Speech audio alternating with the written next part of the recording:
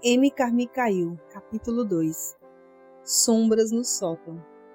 M. Carmichael, você está me ouvindo? M olhou para o professor e se apressou a trazer a mente de volta à trigonometria. No entanto, a verdade era que ela não estava ouvindo havia bastante tempo. Coisa mais importante que matemática lhe ocupavam a mente. Era 12 de setembro de 1882, um dia único na vida de M. Não estava disposto a perder o evento. Quão cruel tinha sido o professor de astronomia ao contar às alunas sobre o grande cometa de setembro, quando ele sabia que nenhuma das garotas do internato teria permissão para vê-lo tão tarde. M tentara tudo o que ela podia pensar de forma a contornar a regra de que as meninas internas não tinham permissão para ficar de pé até às 21 horas, mas nada tinha feito diferença. Ela até mesmo fora até a senhorita Kay, a diretora da escola, e implorara para que ela deixasse as garotas ficarem acordadas. Mas com cometa ou sem cometa, a senhora Kay não tinha a intenção de quebrar as regras nem um pouco. Amy não queria ter pedido à senhorita Kay, mas como de costume, ela fora escolhida para fazê-lo. Contar apenas 14 anos significava que havia muitas garotas mais velhas na escola. Contudo, Amy era uma líder natural. Sua coragem era invejada pelas outras garotas. Ela não sentiu medo, mesmo ao bater com firmeza a porta da senhorita Kay. E quando a senhorita Kay descartou o que Amy considerara um argumento bem equilibrado para lhes permitir ficar acordada até ver o cometa, Amy deixou o escritório com cabeça erguida.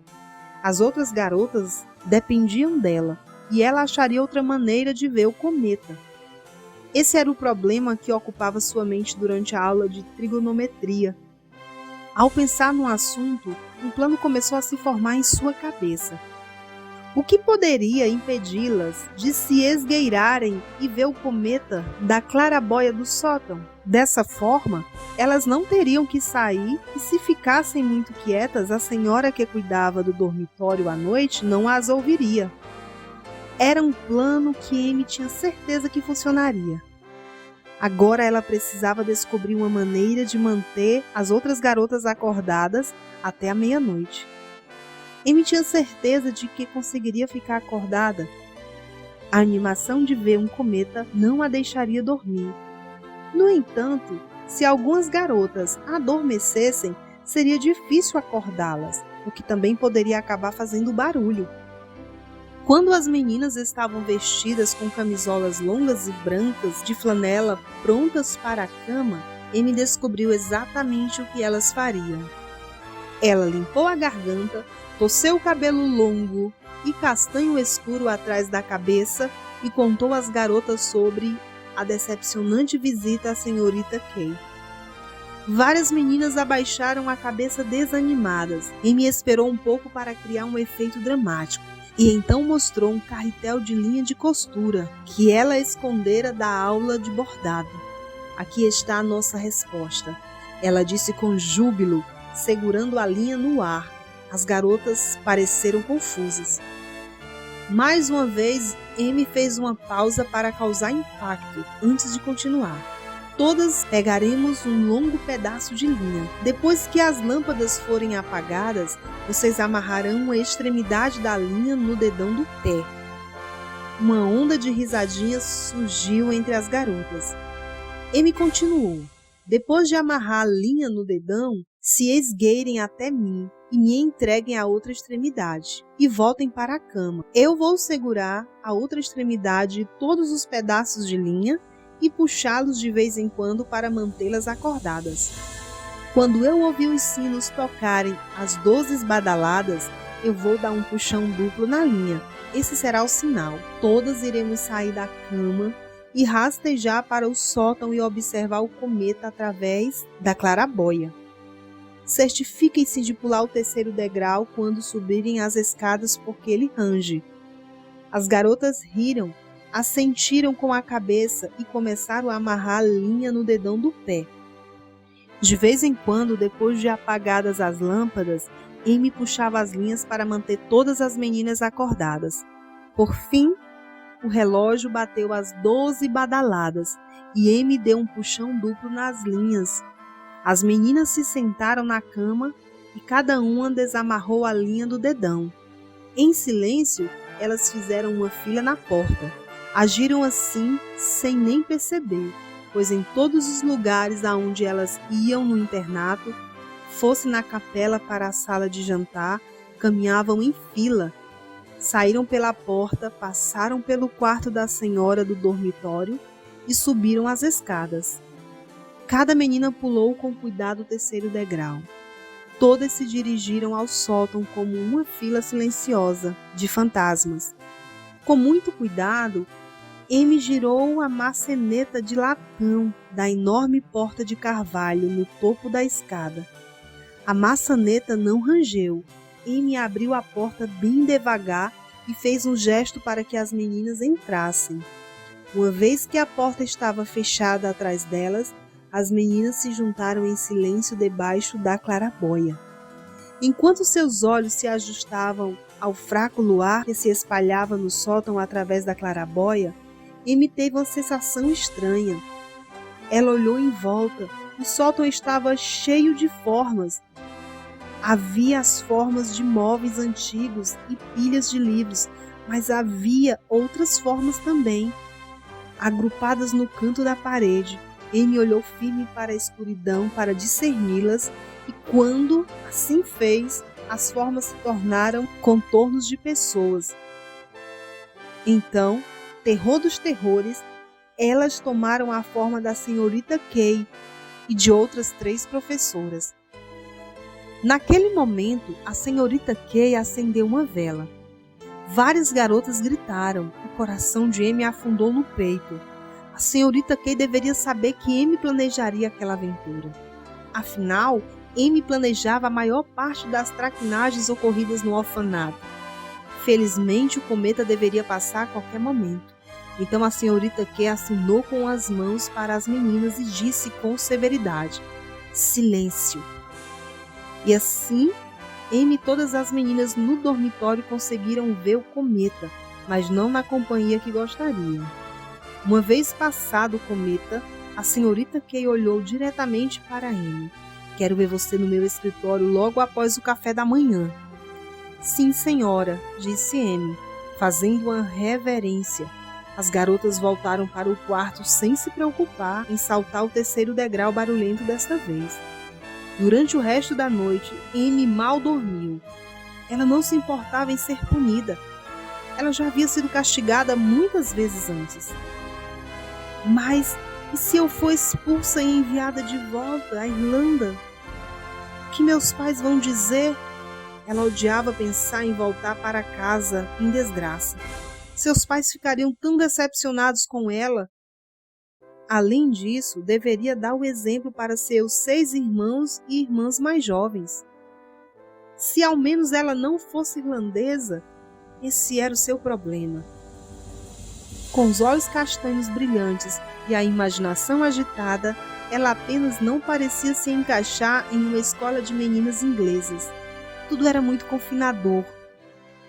Tudo era feito com sinos e horários. Ela quase nunca saía ao ar livre.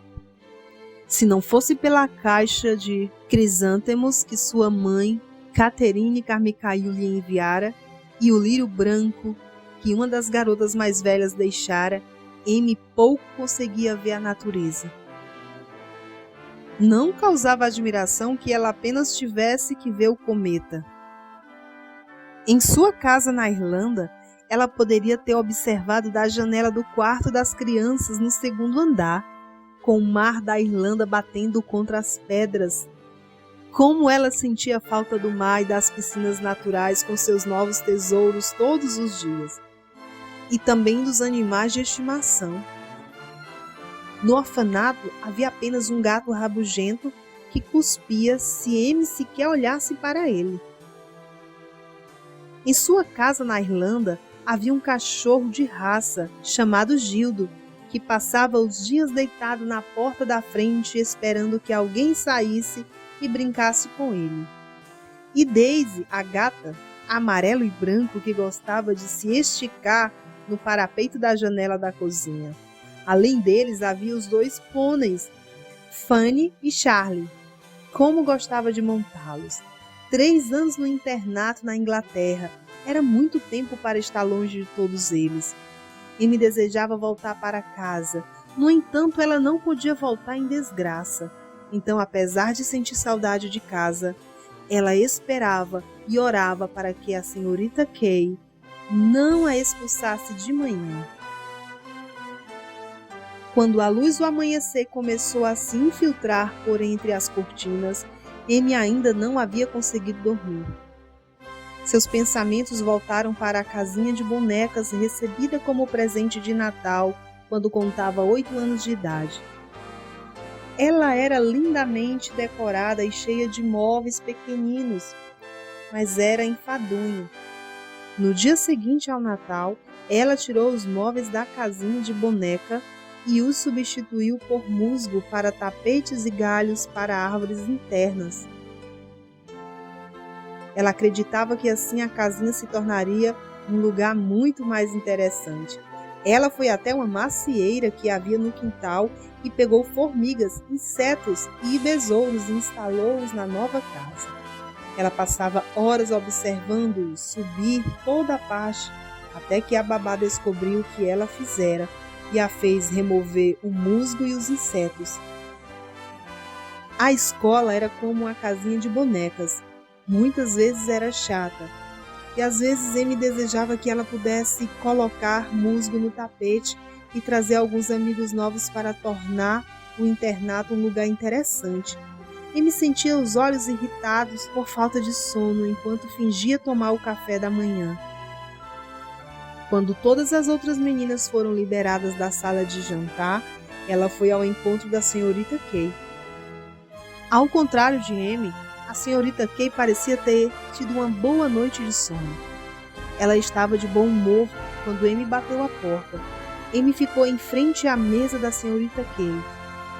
Esta disse a Amy como estava desapontada com o comportamento dela e afirmou que a jovem deveria usar seus talentos de liderança para levar as outras garotas a fazer o que era certo, em vez de desobedecer à sua autoridade.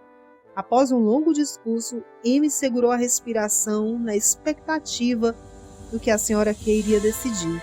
Ela seria expulsa? Felizmente não foi. Em vez disso, ela recebeu algumas tarefas extras para executar. Amy deveria levantar meia hora mais cedo, todas as manhãs, e limpar as grelhas da lareira do andar inferior. E todos os sábados à noite, durante um mês, ela ajudaria a empregada a polir toda a prataria do internato. Nos 2 meses seguintes, as coisas correram de forma mais suave para Amy. Não havia mais cometas ou quaisquer outros eventos únicos na vida para ocorrer, então ela se acomodou de novo aos estudos.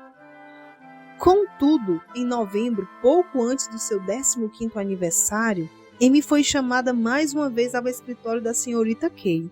Desta vez, senhorita Kay lhe pediu para se sentar. Ela tinha notícias difíceis, dissera ela.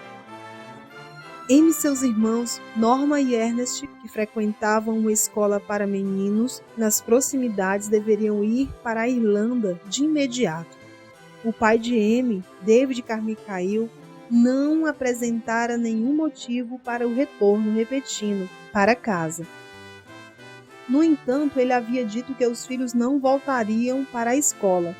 Então, no meio do ano letivo, Amy empacotou seus pertences e, junto com seus 2 irmãos, embarcou em um trem que os levaria do interior de Yorkshire para Liverpool, onde eles tomariam um barco a vapor através do mar da Irlanda até sua casa. Contudo, não era para a mesma casa que eles deixaram. Os pais de Amy e os irmãos e as irmãs mais novas se mudaram da antiga casa de pedra cinza para a cidade de Belfast. A mudança ocorreu por causa do trabalho do Sr. Carmichael, o pai de Amy, e seu irmão William. Possuíam um grande moinho de farinha. O moinho tinha estado na família há mais de 100 anos, mas os 2 irmãos o mantinham funcionando da melhor forma possível. Ele foi o primeiro moinho da área a ter novos rolos para moer o trigo e era alimentado a vapor. Contava até com iluminação a gás. Os irmãos Carmichael decidiram abrir outro moinho perto de Belfast. Assim a família se mudou para uma casa em College Gardens, enquanto os 3 filhos mais velhos estavam ausentes no internato. Mas as coisas não estavam indo tão bem como planejado. Pela primeira vez em 100 anos, os moinhos de farinha da família Carmichael estavam perdendo dinheiro. Não importava quão eficientemente os irmãos dirigiam suas 2 fábricas. O problema não eram os moinhos, eram os novos e rápidos navios a vapor. O trigo usado nos moinhos para fazer a farinha vinha da América do Norte. Ele era enviado para Liverpool, na Inglaterra, e depois enviado para a Irlanda.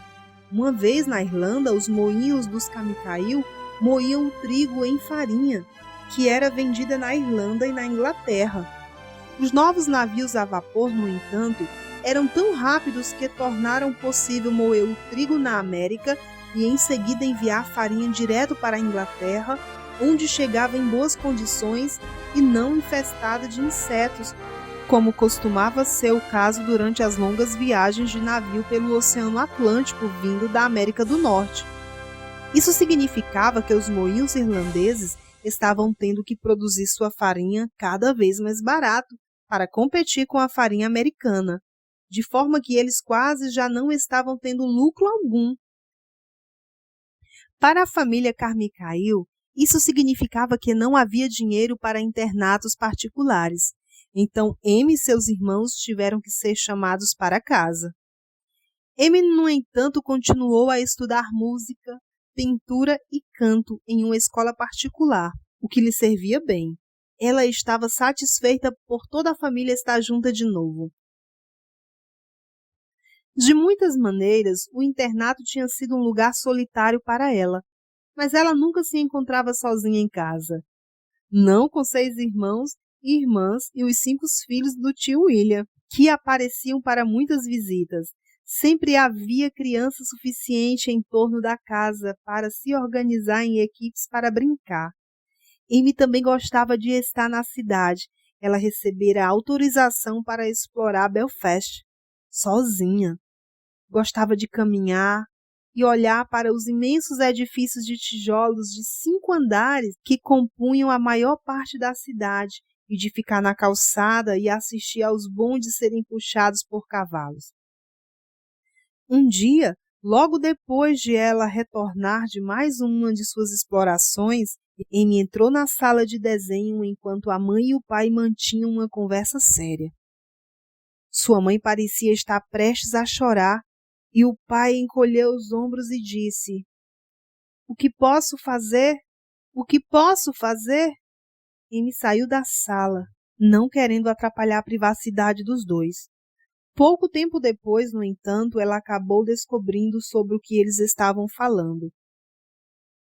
Além dos problemas de dinheiro criado pela farinha americana barata, o senhor Carmichael havia emprestado 1.000 libras a um amigo para ajudá-lo a se recuperar depois de algumas dificuldades financeiras.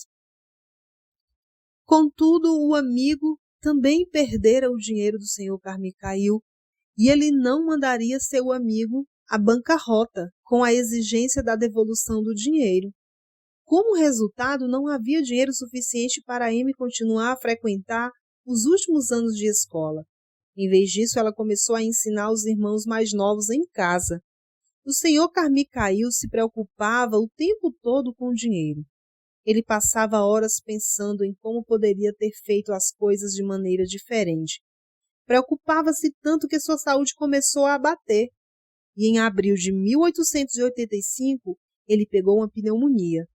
Amy, agora com 17 anos, cuidava dele dia e noite, mas ele não se recuperava como um homem de 53 anos deveria. E poucas semanas depois morreu. Tudo mudou para Amy no dia da morte do pai. De maneira inesperada, ela foi empurrada para a vida adulta. Por ser a filha mais velha, novas responsabilidades recaíram sobre ela. Seria seu trabalho cuidar das crianças mais novas e também esticar o máximo possível o pouco dinheiro deixado pelo pai. Ela também ajudava a mãe com o cuidado e a limpeza da casa. Não havia mais dinheiro para pagar empregadas para a realização dessa tarefa. Apesar de tudo, Amy não perdeu tempo sentindo pena de si mesma. Havia um trabalho a ser feito. A mãe, os irmãos e as irmãs dependiam dela. Se isso significasse que ela passaria os próximos 10 anos a cuidar dos irmãos mais novos, era o que ela faria. E tornaria esse período tão divertido quanto possível.